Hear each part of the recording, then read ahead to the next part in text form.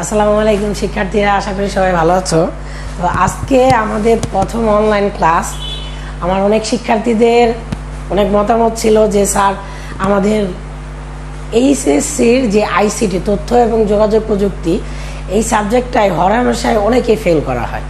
এত বেশি ফেলের সংখ্যা, কিন্তু সাবজেক্টটা আমরা গাণিতিক হিসাব করলে যে সহজ থেকে সহজ বিষয়গুলো থাকে আমরা তার দিকে পরিলক্ষিত করি না। তোমরা চাইলেই সহজেই কিভাবে কোশ্চেন অ্যানালাইজ করার মাধ্যমে এবং সহজভাবে একটি অধ্যায় শেষ করার মাধ্যমে কিভাবে তথ্য যোগাযোগ প্রযুক্তি শেষ করতে পারো, এবং আমি আমার 5টা ভিডিওর মধ্যে আমি তোমাদের শেষ করার চেষ্টা করব। অনেক স্টুডেন্ট আছে যারা আমার কাছে ফোনে যোগাযোগ করছো যে কিভাবে স্যার আইসিটিটা সহজে শেষ করা যায় এরকম অল্প সময়ের মধ্যে। তাদের জন্য আজকের এই ভিডিওটা। আজকে আমি বেশি কথা না বলে চলে যাচ্ছি আমাদের প্রথম অধ্যায়।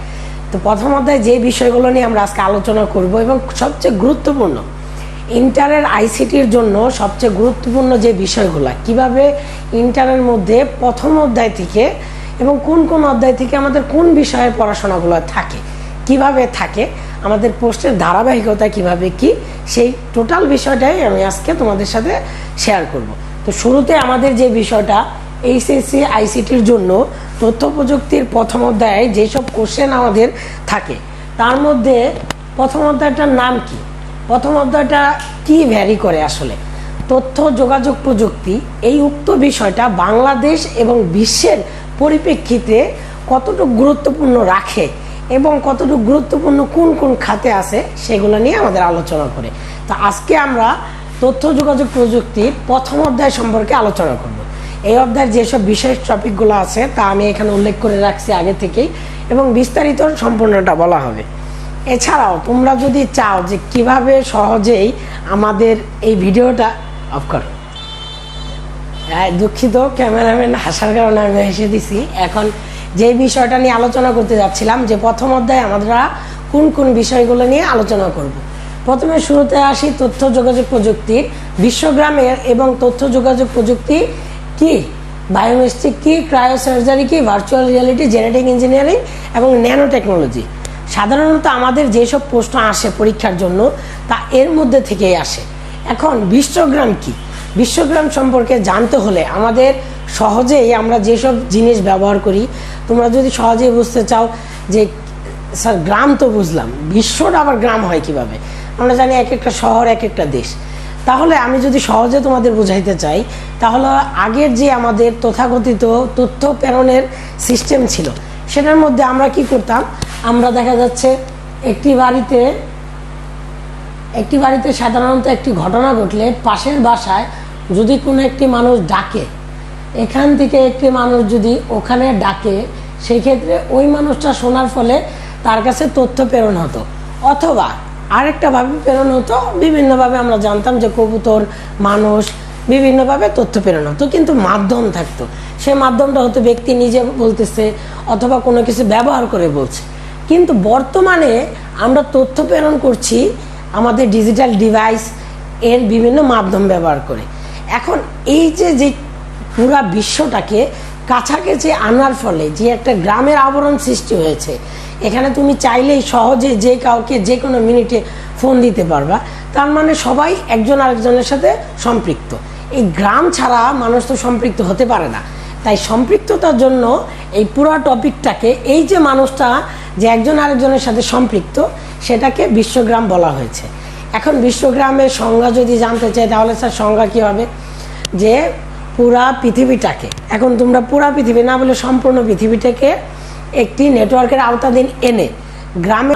আচ্ছা, আজকে যে বিশ্বগ্রামের সম্পর্কে এবং তথ্য প্রযুক্তির সম্পর্কে আমরা জানতে পেরেছি যে সমস্ত পৃথিবীটাকে একটি নেটওয়ার্কের আওতাধীন এনে সহজেই তথ্য আদান প্রদানের প্রক্রিয়াই হচ্ছে বিশ্বগ্রাম। এখন বিশ্বগ্রামের সাথে তথ্য প্রযুক্তির সম্পৃক্ততা কি, আসলে আমরা তথ্য যা দ্বারা প্রেরণ করছি, যেভাবে সংযোগ করছি, সেইগুলাই হচ্ছে আমাদের তথ্য প্রযুক্তির আলোচ্য বিষয়। এখন বিশ্বগ্রামে কিভাবে স্যার তথ্য প্রযুক্তি ব্যবহৃত হয়, এখন তথ্যর সাথে আমাদের যোগাযোগ আছে।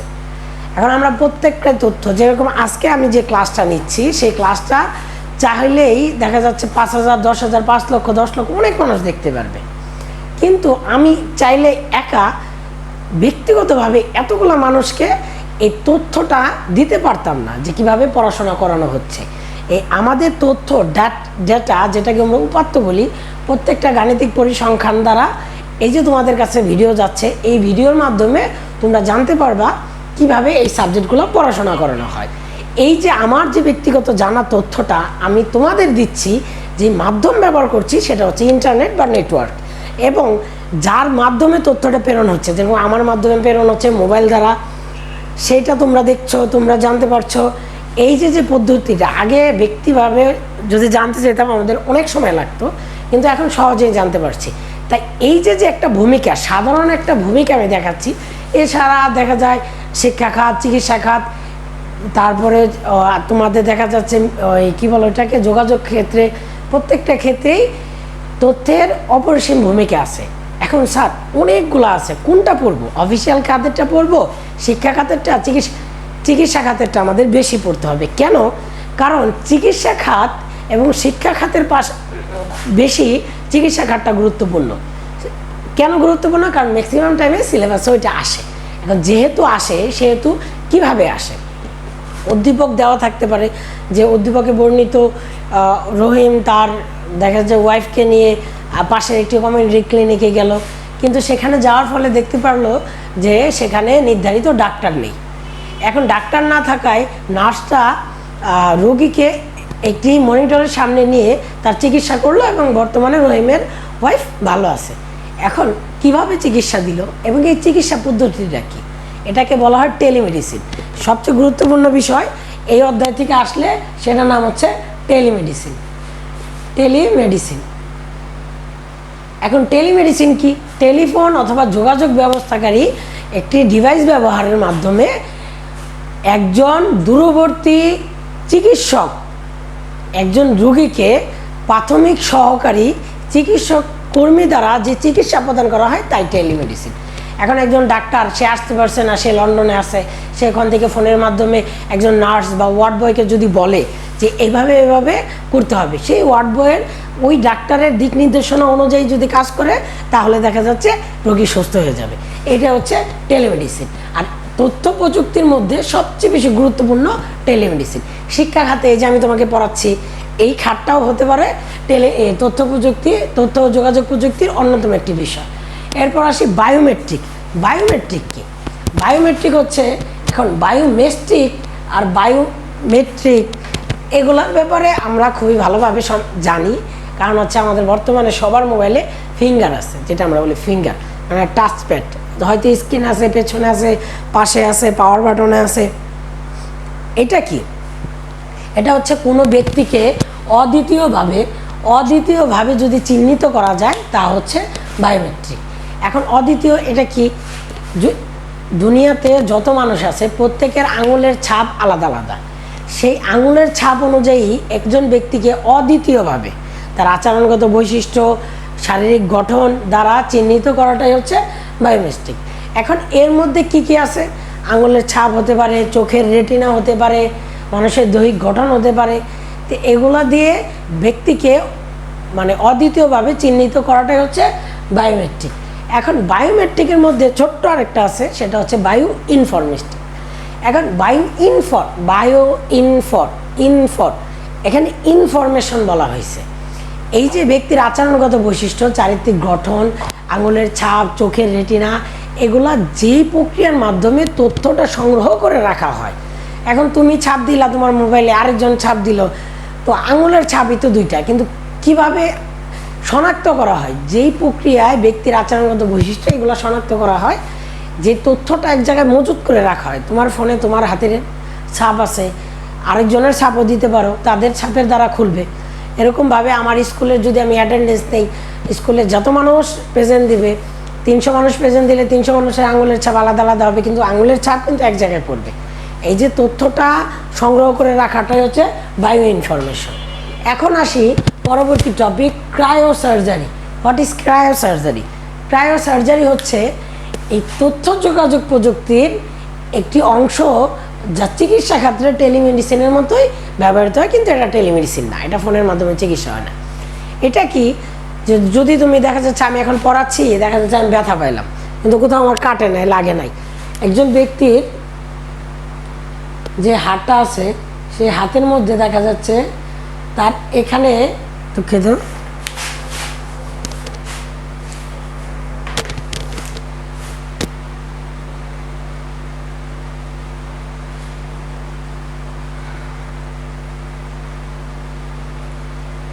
এখন এখানে যদি একজন ব্যক্তির ক্ষত থাকে, ভেতরে অভ্যন্তরে ক্ষত, ভেতরে ক্ষত আছে কিন্তু বাহিরে কোনো দাগ নাই, কিছু নাই, কিন্তু ব্যক্তি বুঝতে পারছে তার এখানে ব্যথা।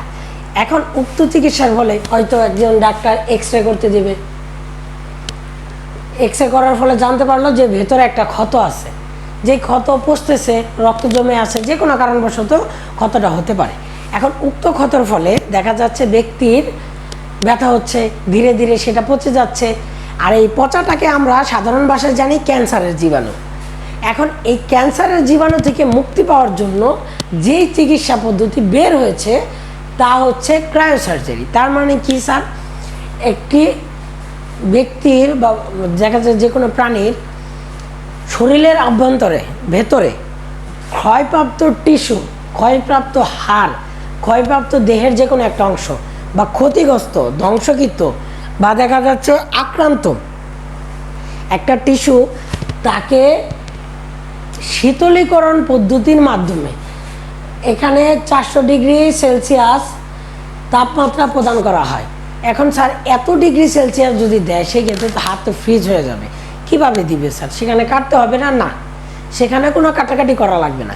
সেখানে আলোক রশ্মির মাধ্যমে, একটি লেজার ফাংশনের মাধ্যমে এখানে এক ধরনের লাইট প্রদান করা হবে। লাইট প্রদান করে এটার আশেপাশে একটি আস্তরণ করা হবে, যা শীতলীকরণ পদ্ধতিতে আস্তরণ করা হয়।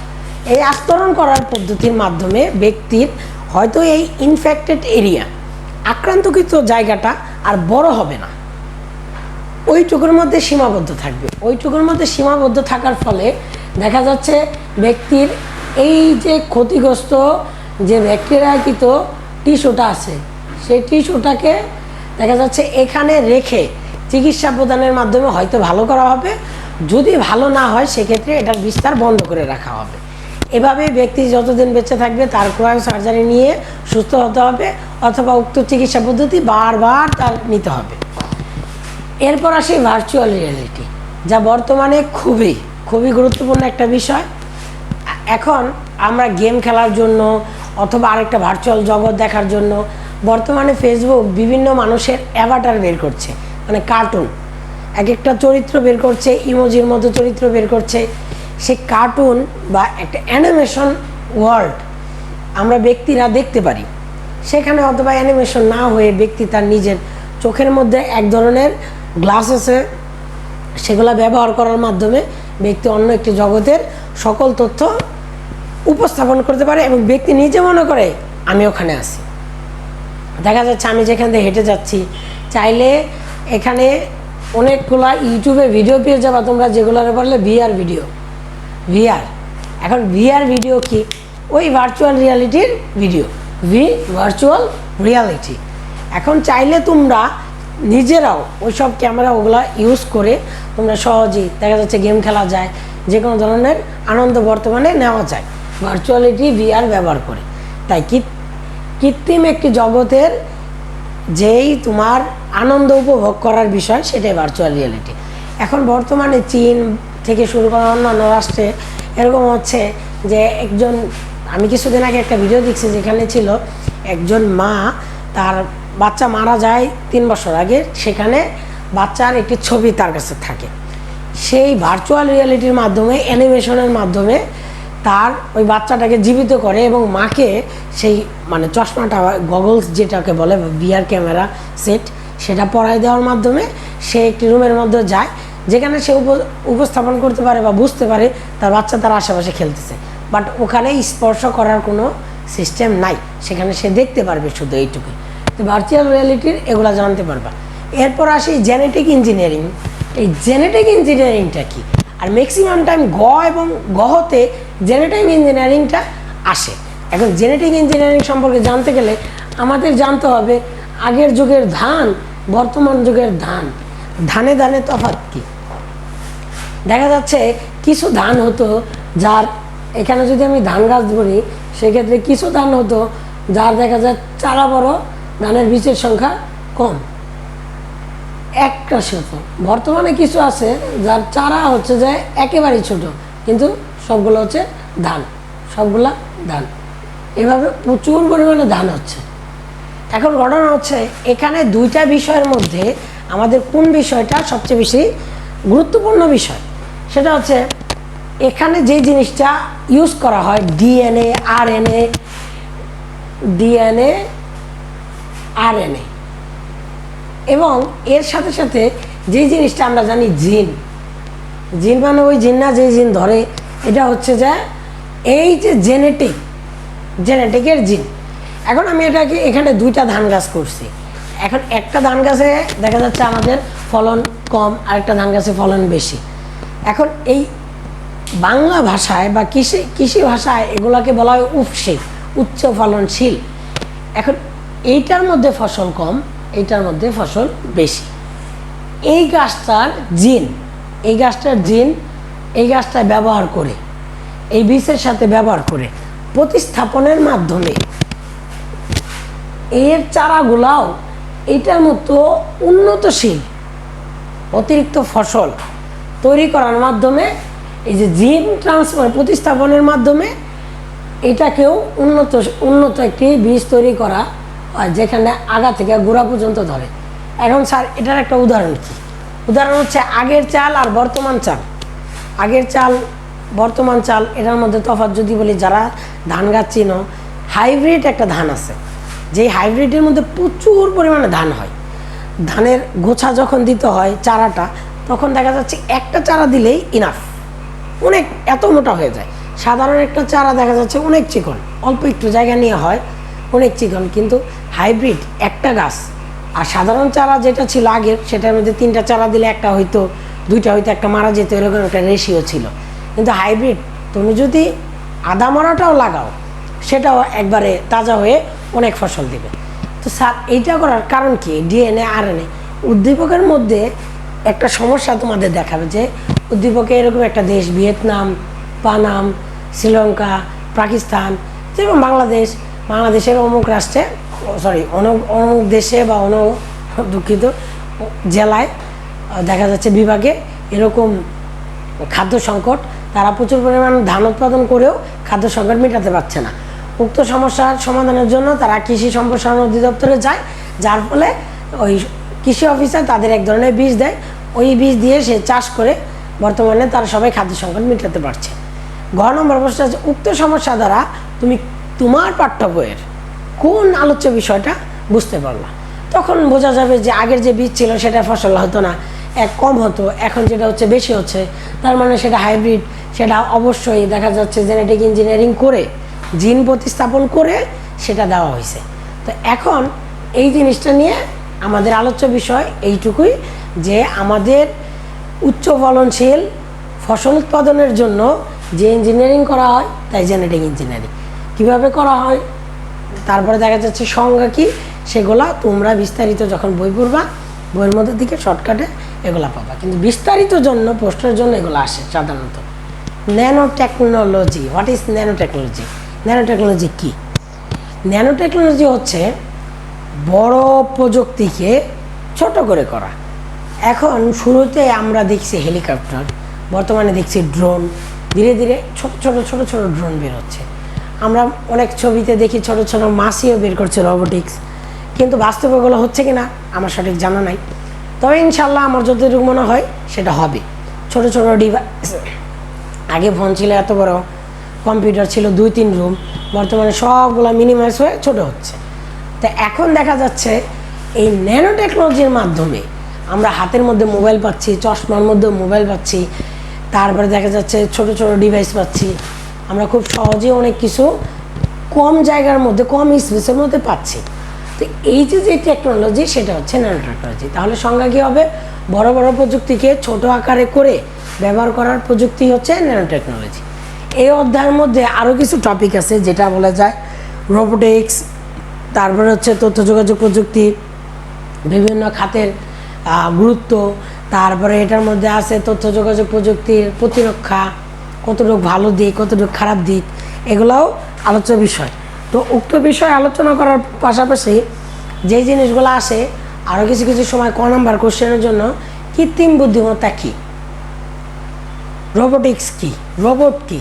তো আমরা এই আলোচ্য বিষয়গুলো আরেকটা ভিডিওর প্রথম অংশে দিয়ে তারপরে দ্বিতীয় চ্যাপ্টার করবো। আর যারা ভিডিও দেখছো তাদের বিষয়ে একটি কথা বলছি যে তোমরা প্র্যাকটিস না করলে কখনো ভালো একটি রেজাল্ট করতে পারবে না। আমি এই পাশে 2টা প্রশ্ন লিখছি। 7 দিনে আইসিটি শেষ সম্ভব? অবশ্যই সম্ভব। 7 দিনে আইসিটি অবশ্যই সম্ভব। সেটা আমি পড়াচ্ছি তাদের আমি অবশ্যই কমপ্লিট করে দিছি। মানবিক শাখার ভবিষ্যৎ কী? মানবিক শাখার ভবিষ্যৎ অনেক সুন্দর। যারা এটার বিস্তারিত বুঝতে পারে তারা ভালো কিছু করতে পারে, আদারওয়াইজ পারে না। এখন তোমরা মানবিক শাখায় পড়লে বা মানবিক শাখায় বর্তমানে আছো যারা ইন্টারে, তাদের বিষয়ে বলছি, তারা 2টা সাবজেক্ট ক্র্যাক করতে পারলে, ইংলিশ এবং আইসিটি, তাদের মোটামুটি ইন্টার আলহামদুলিল্লাহ 70% কমপ্লিট। 30% কমপ্লিটের জন্য বাকি সাবজেক্ট পড়তে হবে। যারা ইকোনমিক্স নিছো অনেক কঠিন লাগতে পারে, বাট ওটাও যদি প্রবলেম থাকে তোমরা আমাকে জানালে অবশ্যই আমি ওইটা নিয়ে একটু বিস্তারিত বলবো। আর যদি মনে করে না স্যারের কাছে সরাসরি যেয়ে একটু জানা দরকার, তাহলে অবশ্যই আসলে আমি ওটা দেখাই দেব। প্রশ্ন কেমন হবে, কিভাবে হবে, আমি এটা নিয়ে আলোচনা করলাম। নৈবিত্তিকের বিষয়টা নিয়ে আমরা শেষ ভিডিওতে আলোচনা করব। এবং আজকে প্রথম যে ভিডিওটা আমরা দিলাম আইসিটি নিয়ে, এভাবে আগামী দেখা যাচ্ছে 10 দিনের মধ্যে সকল ভিডিও আমরা দিয়ে দেব। যদিও কারেন্টের একটু সমস্যা, সেটা না থাকলে আমরা অবশ্যই ভিডিও দিব। আর ভিডিওটা কেমন হয়েছে, আর এই ভিডিওটা করার জন্য স্বপ্ন আমাকে সাহায্য করছে। আর দেখা যাচ্ছে আমার যেসব ফ্রেন্ড আছে তারাও আমার মোটিভেট করছে যে আসলে এভাবে করলে ভালো হতে পারে। অনেকে সাহায্য সহযোগিতার পর অনেক ডেকোরেশন, আসলে কিছুই না, আমার ফোন দিয়ে একটা স্ট্যান্ড দিয়ে আমরা ফার্স্ট অফ অল ভিডিও করছি। যারা ভিডিও শেষ পর্যন্ত দেখছে তারা হয়তো জানতে পারবে এইটুকু।